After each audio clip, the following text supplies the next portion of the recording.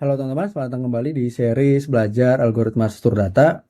Kalau di video sebelumnya kita sudah implementasi array kita menggunakan negative index. Jadi kalau misalnya kita buat min 1 di sini, ini artinya kita bisa mengakses elemen terakhir. Seperti yang ditunjukkan di konsol ini ya teman-teman. Yaitu kalau kita buat min 1 itu artinya akses indeks terakhir, kemudian kita set value-nya menjadi 70. Nah, sebenarnya ini sudah hampir komplit, tapi ada beberapa hal yang perlu kita perbaiki sebelum kita import ini ke dalam Golang. Oke, Golang terbaru itu udah support generic, jadi kita pengen membuat code ini menjadi generic juga. Kita pengen support multiple data type gitu ya, nggak cuman integer 64 aja. Karena kalau kita lihat code kita sekarang di sini, oke, nah ini hanya bisa menerima data yang tipe datanya adalah integer 64. Kalau misalnya kita pengen ganti ini menjadi boolean, kita harus ganti juga di dalam sini gitu. Kita harus ganti semua definisinya gitu ya. Nah, gimana cara kita membuat generik? Oke, nah sayangnya sih nggak support generik teman-teman. Kalau ini tadi C++, kita bisa menggunakan template. Nah ini C sangat simpel, nggak ada generik. Oke, nah generik pada dasarnya adalah nama lainnya itu disebut sebagai type parameters. Oke, nah kalau kita bedah lebih dalam, type itu sebenarnya berarti dua hal. Pertama, itu adalah berbicara tentang ukuran data di memori. Oke, kemudian itu juga berbicara terkait bagaimana cara membaca atau bukan membaca, interpretasi data di memori. Oke, maksudnya apa ini gitu ya? Nah, kalau kita berbicara tipe data sebenarnya hanya ini doang gitu ya. Nah, misalnya integer 64. Ini mengatakan bahwa datanya nanti di dalam memori itu berukuran 64 bit. Yang artinya ini adalah 8 bit. 8 byte. Ups, ini adalah 8 byte gitu ya. Nah, ini berbicara tentang ukuran. Kalau misalnya ini kita ganti menjadi char, char itu adalah single byte atau sama dengan 8 bit. Oke, misalnya ini kita sebut 8 bit atau sama dengan 1 byte gitu ya. Nah, kemudian kalau misalnya kita ganti anggap menggunakan apa lagi? Float gitu ya. Float. Oke. Float itu ada dua, ada float 32, ada float 64. Anggaplah ini 64 juga ya. Nah, ini kita sebut aja port 64 berarti ini 64 bit. Kemudian ini adalah 8 byte. Oke.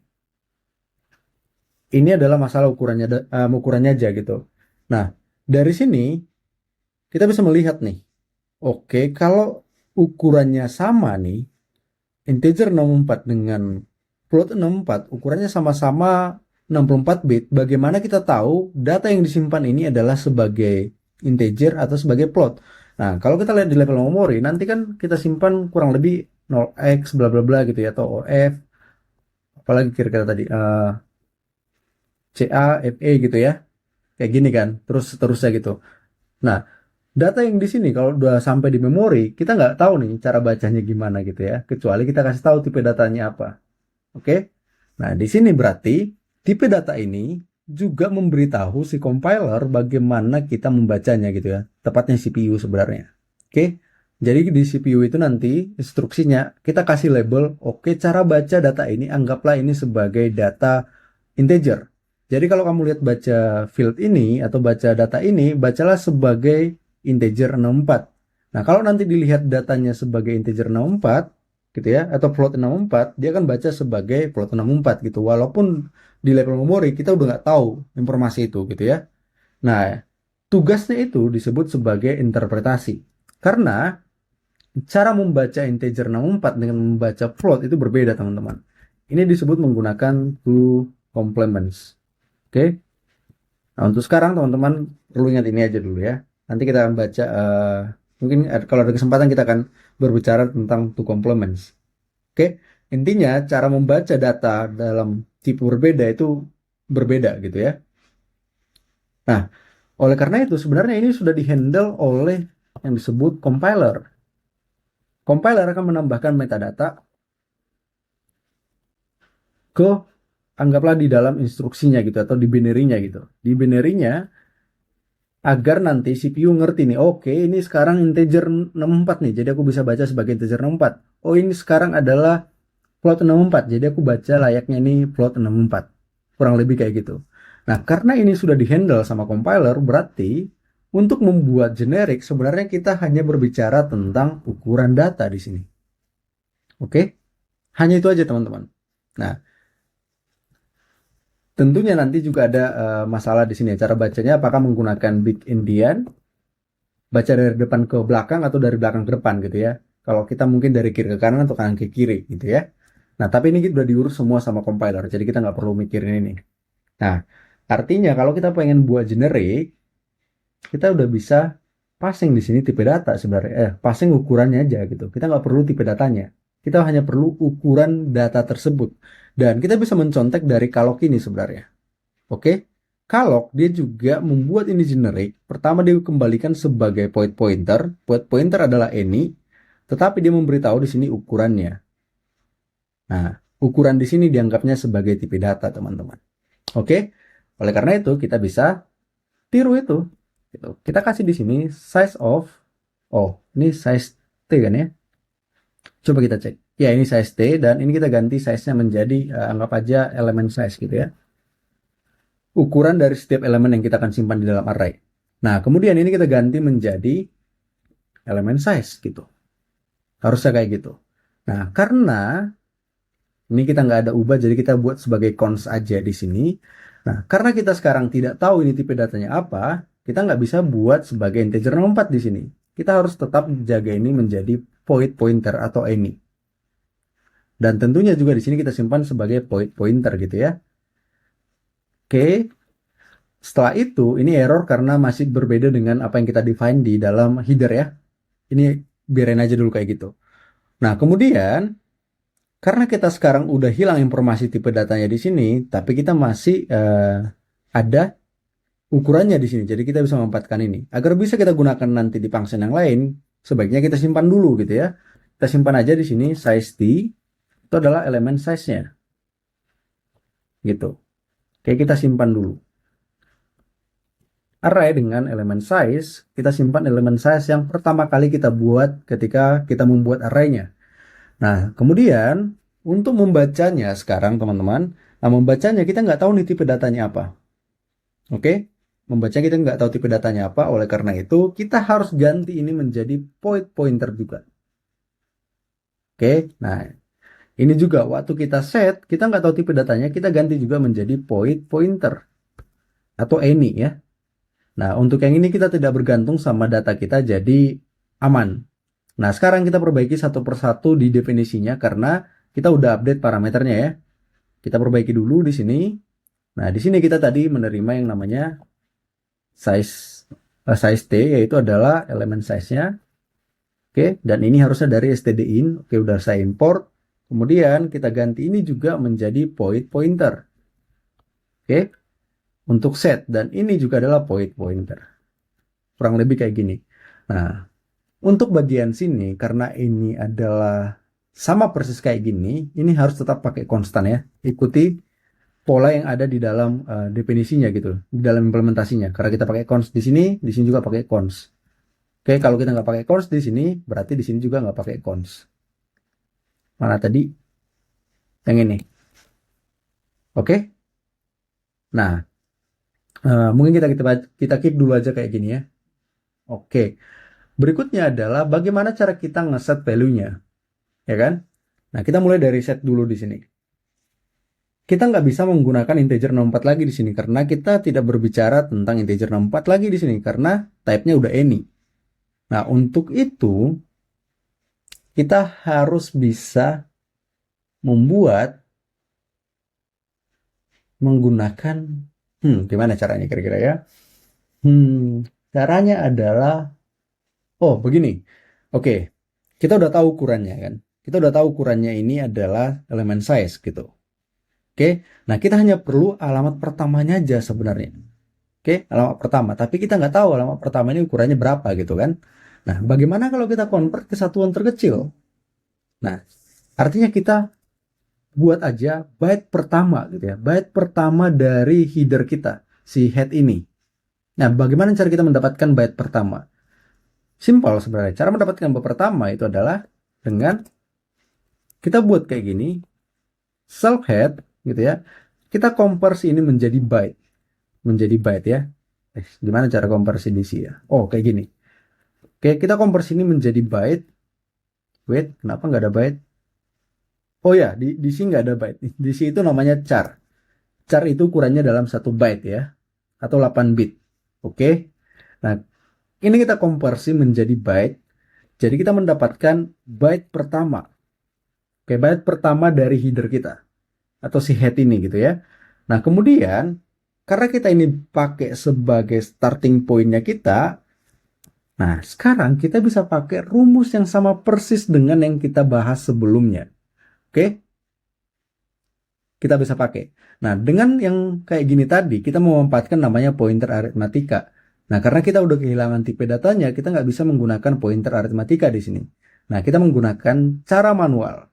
Oke, ukurannya berapa? Ukurannya sudah kita simpan tadi. Tinggal kita self dot element size dikali dengan indeks. Indeks kita sini adalah si ni yang udah kita ganti menjadi yang bisa menghandle negatif indeks gitu ya. Nah, ini adalah location kita sekarang. Kita ganti sini, saya komen aja kayak gini ya. Nah, alamatnya ini sekarang lokasinya adalah ini. Tentunya kita harus buat ini sebagai pointer. Oke. Nah, sekarang apa masalahnya di sini? Oh iya. Oke. Kita konversi menjadi byte di sini, tapi harusnya bukan byte, tapi pointer ke byte. Oke ya. Kita mau ngambil alamatnya, bukan value-nya. Makanya kita ganti ini menjadi pointer. Oke. Nah, dengan demikian kita udah dapat lokasinya nih. Kita dapat lokasinya.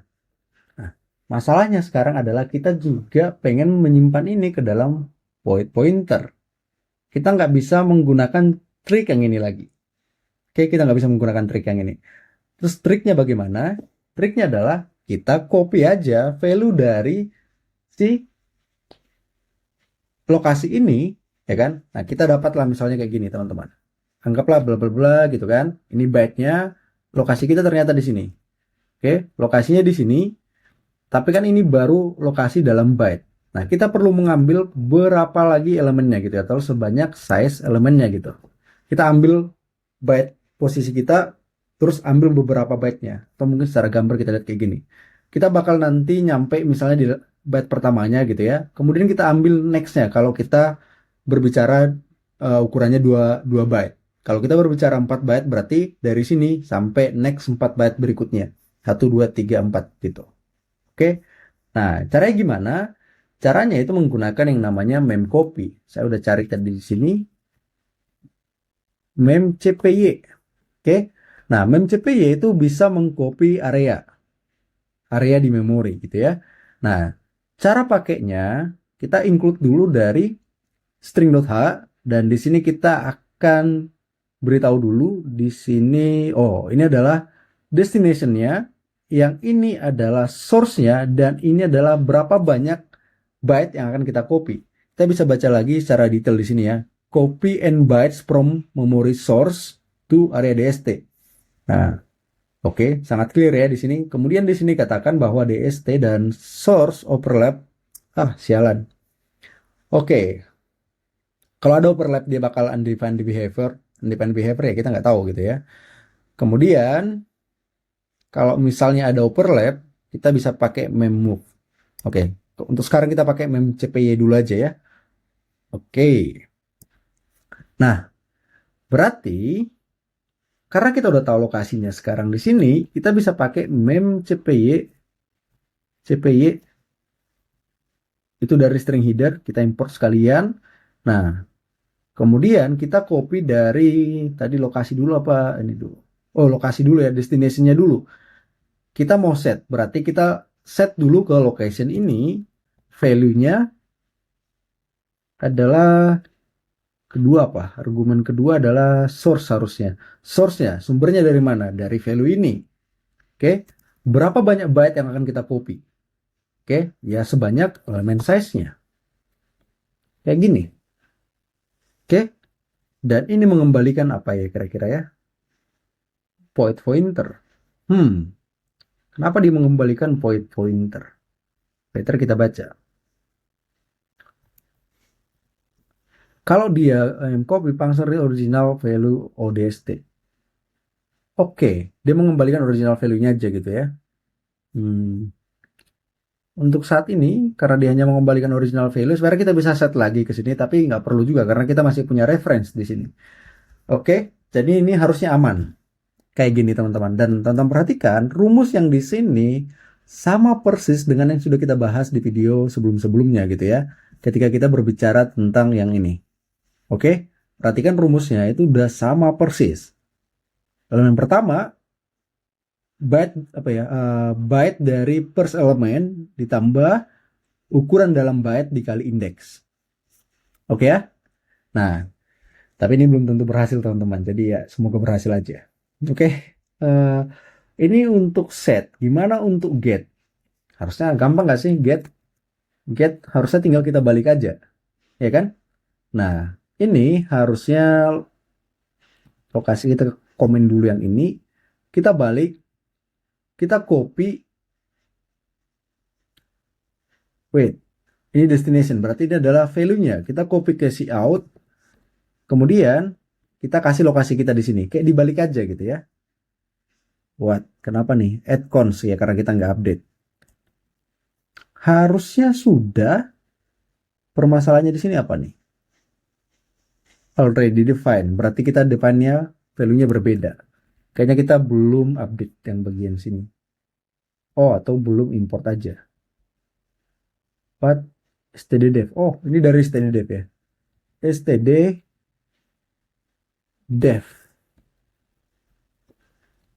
Oke.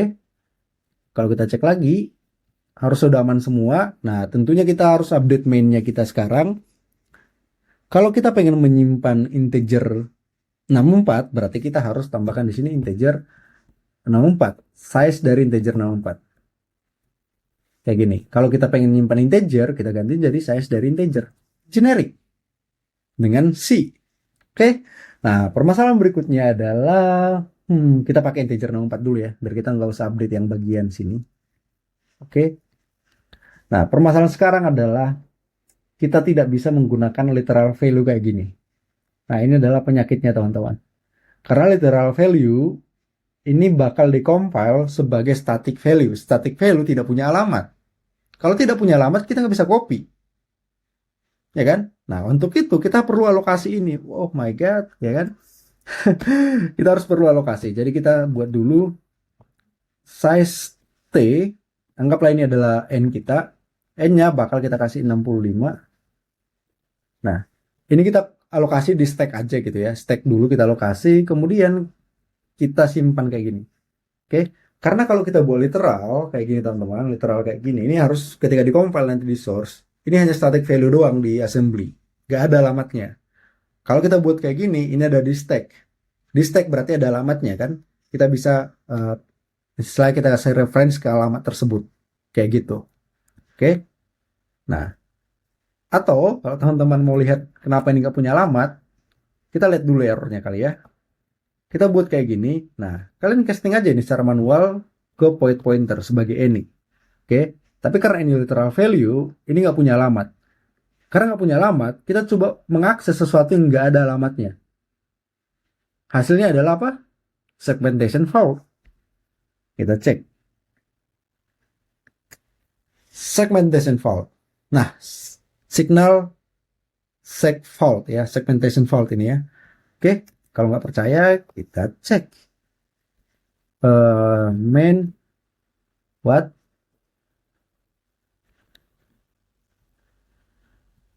Kita cari di mana kira-kira? Main signal. Hah. Nah, ini dia. Signal itu ada namanya segmentation violation. Oke? Dan signal nomornya nomor 11 ya. Sama persis yang kita punya tadi di sini, teman-teman. Oke? Sesuai ekspektasi. Nah, sekarang kita harus buat kayak gini biar ini ada alamatnya di memori. Dan tentunya untuk ngeset 67, mungkin kita buat berurut kali ya kayak gini ya. Biar kayak nggak capek ngesetnya kayak gini, kita buat ini adalah I. Ups, bukan golang. I dari, anggaplah kita simpan berapa? 4 elemen ya, berarti array len, kita kasih aja arraynya kita di sini, I++, nah kita buat kayak gini, biar kita nggak manual aja sih ini. Ditambah I. Oke, value ditambah I. Dan ini tentunya adalah indeks juga. Nah, kalau kita buat kayak gini nih, sekarang, ini works teman-teman. Nah, sama persis hasilnya. Oke? Kalau kita ganti nih sekarang, jangan menggunakan integer 64, kita ganti char. Ini works juga. Tapi angkanya gede banget. Kenapa tuh? Ada yang aneh nih. Kalau kita ganti char, karena saya baca di sini integer 64. Ini harusnya juga char. Nah, oke. Kurang lebih kayak gitu ya. Dan ini bisa kita ganti menjadi char juga di sini. Nah, dapat A, B, C, D. Generic menggunakan C. Oke? Cukup menarik ya. Oke, kemudian apalagi kira-kira yang kita salah di sini? Oh, ini cons. Harusnya set cons. Udah kita set aja cons. Di sini juga harusnya diupdate sebagai cons. Oke, kita ikut aja rekomendasinya. Nah, tapi ada mungkin kalanya kalau misalnya kita kirim value yang seharusnya bukan dirinya gitu ya. Karena ini kan sekarang kalau kita lihat ini adalah type any. Nah, harusnya kalau misalnya kita ngirim, anggaplah kayak gini ya, kita sekarang char di sini. Nah, char kita buat di situ, kemudian kita set value-nya ini adalah jangan size t, kita ganti misalnya yang lebih gede kali ya. Nah, kita ganti yang paling gede, misalnya adalah ini char, kita buat integer 64 kayak gini. Apa yang terjadi kira-kira? Ini masih works. Karena dia ngambil bit pertamanya gitu ya. Tapi kalau kita set value yang agak gede banget gitu ya. Anggaplah max integer gitu. Max integer. Max number. Max in. What? Gak ada max in. Oh, dari limit. Kita include dulu.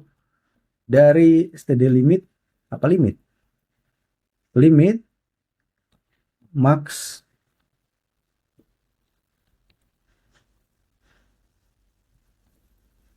In max. Oh iya, ini dia. Nah, kita buat misalnya jangan integer 64 max, tapi kita buat max dari integer 16. Oke? Atau ini deh, integer 8 ini sebenarnya integer 8 ya. Oke, integer 8 ini sebenarnya kita tambahkan sesuatu. Harusnya itu overflow kan? Nah, apa yang terjadi? Apa yang terjadi kira-kira? Nah, karakternya kayak gini. Oke, karena di membaca sebenarnya kita copy sebanyak elemen kita di sini. Ya kan? Kita copy 8 bit pertamanya. Nah, kayaknya kita perlu melakukan validasi di sini ya. Gimana cara kita melakukan validasi di sini? Kalau misalnya kita ngirim value yang seharusnya atau yang tidak seharusnya, kita buat menjadi gagal. Untuk itu, mungkin kita bisa buat, mungkin kita debug dulu kali ya. Kita buat debug di sini, kemudian saya coba jalankan. Saya pengen ngecek apakah kita bisa dapatkan size dari si kawan itu. Nah, di sini bisa nggak saya dapatkan size-nya ini? Size of dari value. Kayaknya nggak bisa deh. What? Bisa size dari value? Oh enggak, ini karena size value dari si kawan ini void pointernya jangan-jangan. Coba saya ganti. Kalau ini saya ganti menjadi char. Oke, saya ganti aja ini menjadi 65 dulu ya. 65. Saya ganti char. Apakah saya mendapatkan 4? Oh, bukan ini. Bukan ini, tapi di bagian sini saya akan coba cari lagi size of dari value. Masih 8. Karena itu adalah size dari pointer ke ya sini ya. Pointer itu kan unsigned integer, unipointer itu unsigned integer 64, tergantung arsitektur komputer kita ya. Nah, berarti bukan size dari value-nya. Oke? Hmm, kita nggak ada cara. Atau ada mungkin caranya. Tapi saya belum kepikiran gimana cara kita mendapatkan actual size dari si kawan ini. Oke? Nah, untuk sekarang kita percaya aja. Atau mungkin kita kasih tahu secara eksplisit, oh, yang kamu passing di sini berapa byte sebenarnya ukurannya gitu ya. Nah, untuk kayak gitu, kita bisa secara eksplisit memaksa yang memanggil function ini untuk mengirimkan ukuran dari data yang dia kirimkan gitu ya. Misalnya kita tambahkan lagi kayak gini teman-teman. Oke. Nah, tapi menurut saya itu terlalu menambahkan kompleksitas dan kita bukan untuk membuat array yang benar-benar pengganti dari array golang. Jadi menurutku itu is oke, tapi itu bisa dilakukan gitu ya. Bahkan kayaknya saya melakukan hal yang itu deh sebelumnya. Coba ya. Sebelumnya ini adalah array yang saya implementasikan di Golang juga, di C, kemudian saya import di Golang. Kalau tidak salah, ketika set, saya juga passing di sini size-nya gitu ya. Waktu get berarti juga saya passing size-nya di sini. Nah, ini juga boleh dilakukan gitu ya. Nah, tapi untuk sekarang kita keep simple dulu aja kayak gitu. Oke, intinya kita bisa buat generic. Nah, harusnya ini sudah cukup ya teman-teman untuk membuat ini. Nah, tapi sebagai penutup mungkin kita tambahkan satu hal lagi di sini, yaitu adalah untuk mengecek apakah kita ada memory leak atau tidak. Oke, itu mungkin video berikutnya ya, karena ini udah panjang ternyata teman-teman. Oke, di video berikutnya kita akan melihat apakah ada memory leak atau enggak ya. Harusnya cukup sekian dulu teman-teman, sampai jumpa di video berikutnya. Thank you.